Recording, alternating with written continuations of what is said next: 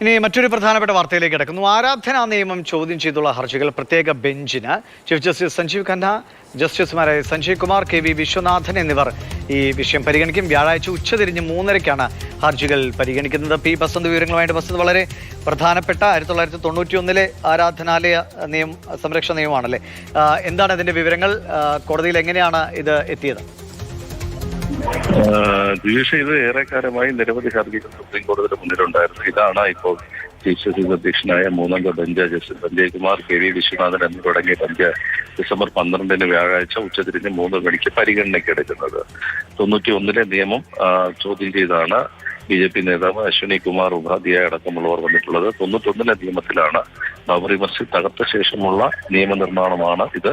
അത് ഹിന്ദുക്കളും ജൈൻ, ബുദ്ധിസ്റ്റ്, സിഖ് സമുദായക്കാർ പണ്ട് ഇത്തരം ആരാധനാലയങ്ങൾ തകർക്കപ്പെട്ടതിന്റെ അടിസ്ഥാനത്തിൽ അത് ചോദ്യം ചെയ്ത് മുന്നോട്ട് വരാൻ പറ്റില്ല എന്നുള്ള നിയമം അന്നുണ്ടാക്കിയത്. മാത്രമല്ല, ഇതിനെതിരെ മുസ്ലിം പേഴ്സണൽ ലോ ബോർഡ് അടക്കമുള്ള കക്ഷികളും ഒക്കെ ഈ സുപ്രീം കോടതിയുടെ മുന്നിലുള്ള പശ്ചാത്തലത്തിലാണ് ആരാധനാലയ നിയമം ചോദ്യം ചെയ്തുകൊണ്ടുള്ള ഹർജികളും പരിഗണിക്കാൻ ഇപ്പോൾ സുപ്രീം കോടതി ഒരു പ്രത്യേക ബെഞ്ചിന് രൂപം നൽകിയിട്ടുള്ളത്.